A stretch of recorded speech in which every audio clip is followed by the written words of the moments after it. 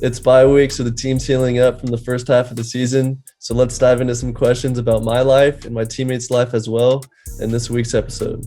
But first, this video is sponsored by Shakiba Capital, a new way to invest. Visit shakibacapital.com today to grow your portfolio. And big thank you to Inside Texas for bringing fans exclusive content. Sign up at InsideTexas.com today for behind-the-scenes access to the team. All right, Homer, ready to go? Let's do it, brother. And let's get right into it. So we lost the Oklahoma State game. And in your opinion, what do you think occurred? What do you think happened? Yeah, I think it's similar to last week, just coming out in the second half and executing like we did in the first half. And I think it's important for us to stay steady when maybe something doesn't go our way, and just to have faith as a team that if we focus on one play and give it the attention that it needs, and make sure that that one play goes well, and not dwelling on maybe the past play. I think that is something that will really help us going in the second half. And we're on a bye week with not playing an opponent this week. What's the focus for the team during practice? Are you guys just healing up, looking under the hood? What's going on? Yeah, obviously to get our bodies back for the second half of the season, but just to go out there and try to get even better at what we're good at. Just to focus on us and really take a deep dive in what we can improve on and what we're good at, and maybe implement what we're good at a little bit more. That way, it's just less thinking, and your confidence is really high. So I would say those factors. And Sark mentioned the mental side of things in his post game presser and trying to reframe some of our thinking. So, what are we doing to improve our mindset team wide? Sark's done a good job, and he has some things that he's implemented throughout the week. And ultimately, kind of what I said in two questions ago is just taking one step at a time, and not worrying about the end result. Um, just taking it play by play, and not worrying what happened in the future, or what's going to happen in the future, or what happened in the past, and just being really present for each play. Is it switching to more of a process oriented mindset than purely being results oriented? Instead of just saying, win or loss, you actually kind of fall in love with the work. And sometimes, whenever you're obsessed about the process side of things, you end up getting the results you want and seeing improved outcomes. Yeah, I mean, if you put in the work, then ultimately good things should happen. So it's kind of that mindset, and I think so. I think it makes you appreciate and really focus on what's important, and not worrying about what may or may not happen, and just staying present. Cool, man. And I'm hoping the Sark continues the trend of being open about psychology, mental health, and because kids are simply facing more, man, different pressures than the previous generation simply due to the access younger generations have to information. And it's been a heavy past few games. So let's lighten the load a bit, man. We're going to dive into the football stuff more heavily next week when we're actually focusing on Baylor. I just want to have some fun and get to know you and your teammates a little more. Cool. And I want to talk about Lake Travis. Y'all beat us, or my team, in the state championship my senior year at Denton Ryan. And y'all are on a different level, man, just back to back to back to back. So, first, were you zoned to Lake Travis or you got to pick? Yeah, so it's funny. Most people don't know, but I'm actually from Houston. Okay. So I grew up in Houston, and I moved to Lake Travis my freshman year of high school. But we had a Lake Travis, or a lake house, growing up, that we went to basically every weekend, and we loved Austin. And we just thought, we were kind of ready for a change, and we decided to make it happen. So no regrets there. But that's kind of what happened, and why we picked Lake Travis. So Yeah, man, I actually had no idea you were from Houston originally. So you chose Lake Travis specifically. What was it like playing at a powerhouse in Lake Travis? What's different culturally about these top winning high school teams in Texas? I think partly it's what people have done in the past, that just the history around the program, and what it means to the community. I think everyone is super invested around Lake Travis, and people live for football up there. So I think that's a big component in itself, and just the expectations are really high. And again, we have great coaches and really good players that come throughout every year. So I think it's just all combined, and there's a lot of different things that I think build up to making a program so special, and those are the kind of the ones that lead into Lake Travis. Is it just a different level of development ultimately? I remember us talking about Lake Travis pregame and how y'all looked like a junior college team more than a high school team. And so are the coaches just getting more out of y'all's development, the secret sauce? No, I do. Like I said, we have really good coaching and coaching staffs there who really care and develop players. I know even in middle school, a lot of my friends, I didn't go to middle school there, but they ran basically the same offense in middle school as they did in high school. So it's just developing players from a young age, and I think that's some of the secret sauce to it. We were running our base high school run plays in middle school too, and it really helps with continuity. And then we have awesome high school rivalries in Texas, and Lake Travis versus Austin Westlake is one of the best. So, how is that rivalry with so many excellent players on both sides? When you're in the middle of it, how heated is it? Y'all get a little scrappy.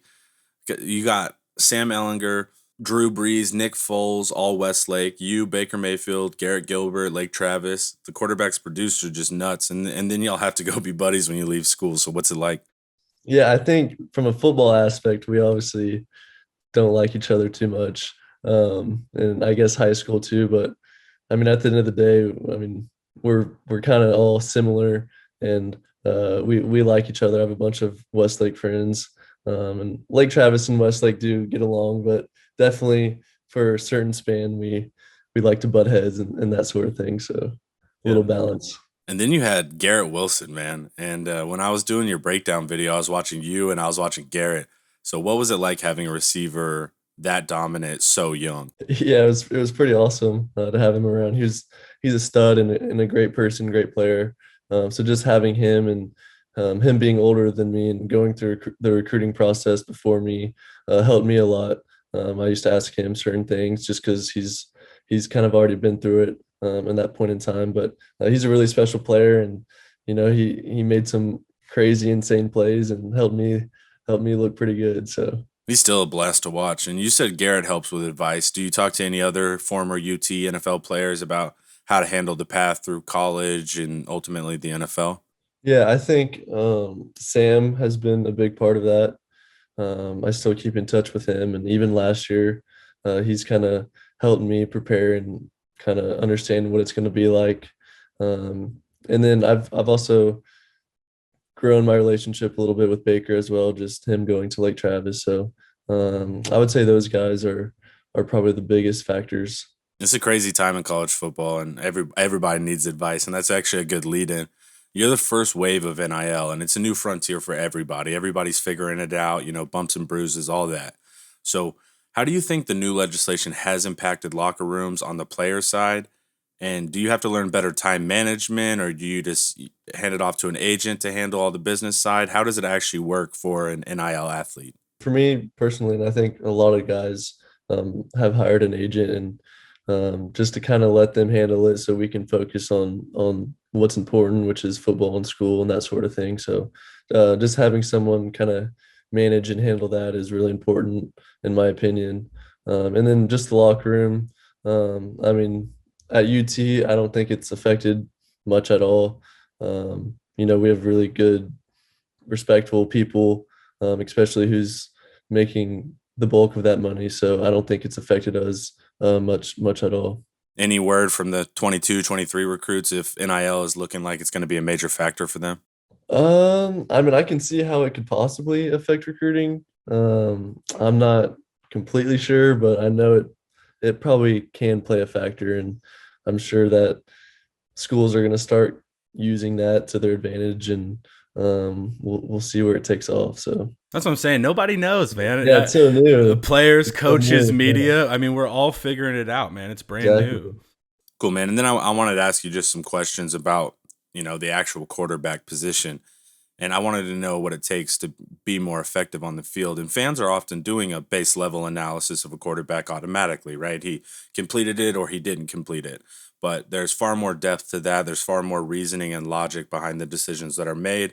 And that's why sometimes something can appear weird to a fan, but it actually makes total sense once you understand the full scope. So, what's something the average fan wouldn't necessarily think about when playing the quarterback position? I would say it's kind of hard to pinpoint. There's so many so many challenges and obstacles playing the quarterback position. It's hard to be perfect. Every practice or something, there's always something that, hey, I could have done this a little bit better. Or, I could have made that throw a little more accurate. So just playing the quarterback position, just understanding and knowing the offense obviously is very critical. And then it's understanding fronts and protection and how to keep yourself safe. And then obviously reading the defense and putting the ball um, where it's supposed to go, depending on what the defense shows you, and then making an accurate throw for it to get there. So there's a lot of components in playing the quarterback position, and for me, I think that's what makes it so fun and challenging. Is there's always room for improvement, and you can always strive for something greater. And I want to understand modern quarterback footwork a little more, how the drops work. So, do you think drops have gotten easier due to you guys being in the shotgun and kind of shortened in steps, or we're even seeing more consistent flat-footed reads in the RPO game? So, compared to traditional under center stuff, is it more simplified? For me personally, I've never really been huge under the center, just coming from Lake Travis and now here. So it's hard for me to say, but I could imagine it's probably a little more simple because you're not doing as much, 7-step drops and that sort of thing. But just timing in general and having your feet is really important to playing the position. Just timing aspects, getting the ball to the receiver when it's supposed to get there, and just having your feet aligned to your target when you can to make the most accurate ball. Yeah, you're normally going to be shotgun because you came up a spread guy. But when you actually are under center, is it a different feel? You've got those big D linemen like a foot away from you. It is a different feel, but it's also kind of similar. You're still dropping and getting your reads done kind of the same. But I would say just from a run game standpoint, just your footwork has to be a little more tight just so if there's a pulling guard or something of that sort, just not getting tripped up with him and getting out from behind the line of scrimmage is critical when you're under center. I didn't even think the run game side. Yeah, you could absolutely get smashed by a pulling guard. So if you're slow, man. And then QB is a unique position in sports. It's kind of like a pitcher. You're doing movements the rest of the team's not doing. So what is specific about the QB strength and conditioning program? And what's the ideal body composition for a quarterback?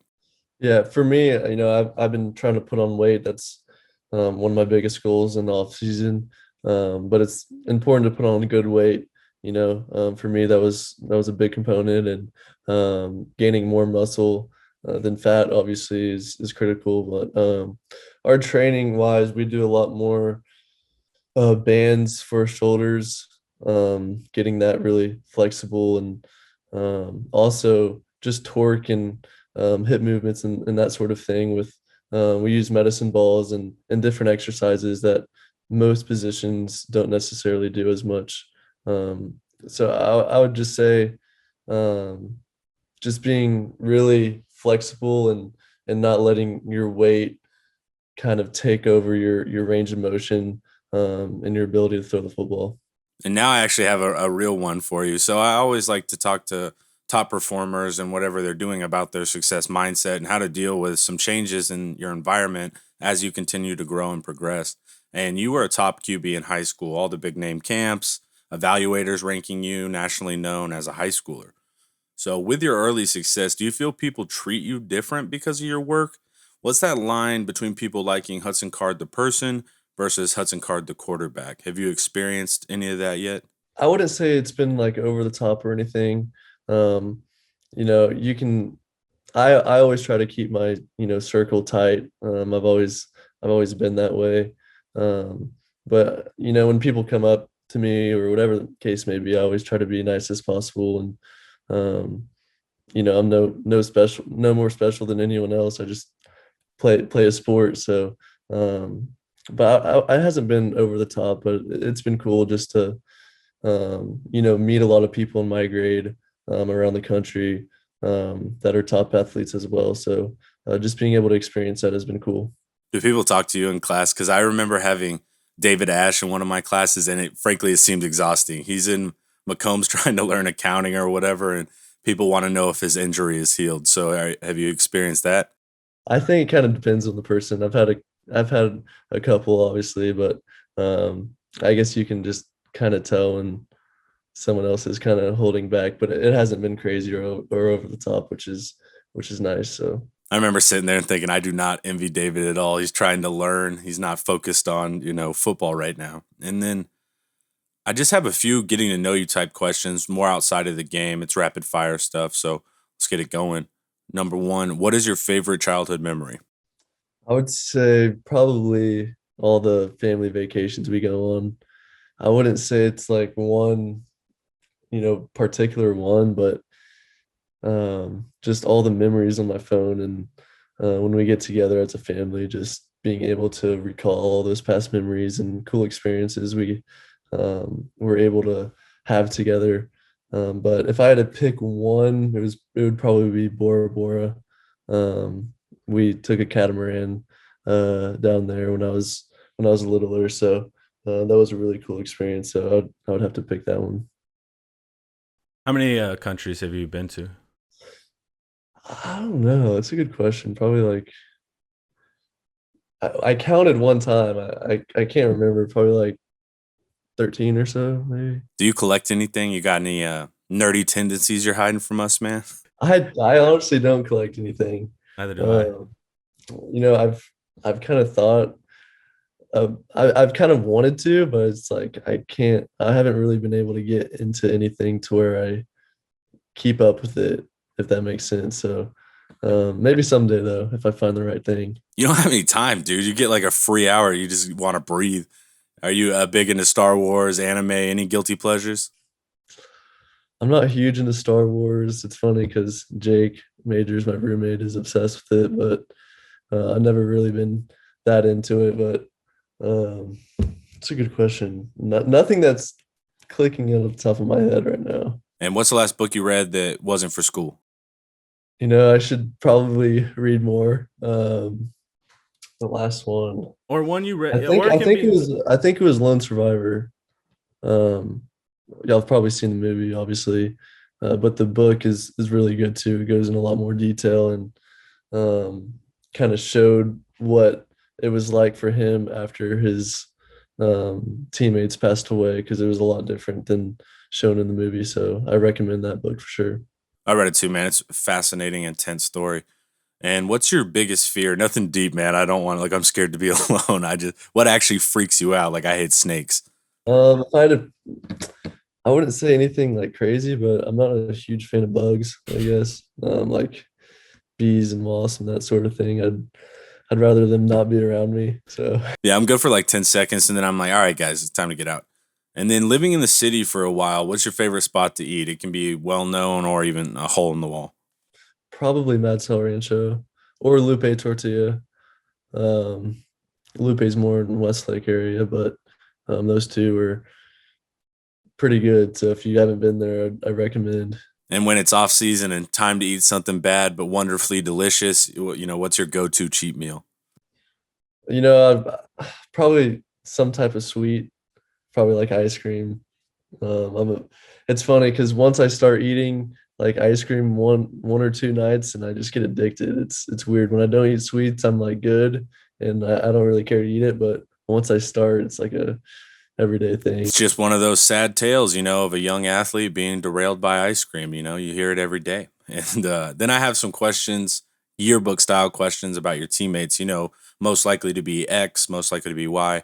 Which teammate is most likely to be a motivational speaker? Mm, I would have to go with mm, probably Roshan Johnson. I'm sure he'd never actually get into it, but when he speaks, he gets everyone's attention. So I would say him. Yeah, and y'all been getting good ones from Inky, haven't y'all? Yeah, It- yeah, that was a really cool experience. He's crazy. yeah, He's really good. He's excellent at it, man. He gets me hype every time I watch him speak. Most likely to be the class clown. Probably T Sweat or Keandre. Those two guys, especially together. And they're in the same position group too, so that's got to be trouble. Most likely to be the life of the party. Jet Bush, I would have to go with him. He's always positive and outgoing, to say the least. So I'd go with him. most likely to be president? That one's hard to pinpoint. Um,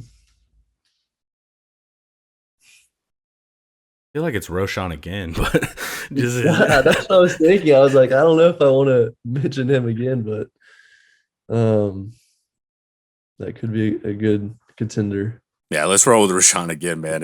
He's just kind of got that about him. And then most likely to be an artist, painter, filmmaker, whatever. Um,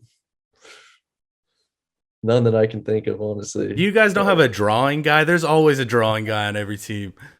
Not, I mean, I'm sure someone can, but I've never seen. So No one's shown. We always not have. shown. It's always that one player. You're like, dude, what? You can draw? And he's like, Well, yeah. I will say, Gabo. He's a kicker. He's actually from Westlake. He can do some crazy magic tricks Oh, that's cool. that are crazy. It's honestly like really impressive. It's not anything simple either. It's like over the top, some crazy stuff. So it's always entertaining to watch him in the locker room. I'm a sucker for a good magic trick. Can't lie. And most likely to win a Grammy. Who's the dude always singing in the locker room? I would say I don't know about talent wise. Maybe so. Maybe he is. Maybe he's not. I don't know. But probably I'd have to go with Marcus Washington. He's always you always hear him in the locker room saying something. So I would have to go with him. And then most likely to make millions outside of pro football.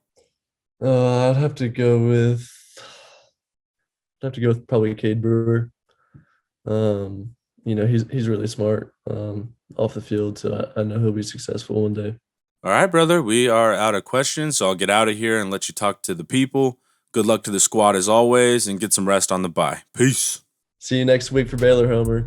Thanks for watching, and make sure to comment down below for next week's video. If you haven't already, make sure to sign up at InsideTexas.com today for more exclusive content. Time to maximize this bye week, and we'll see you next week.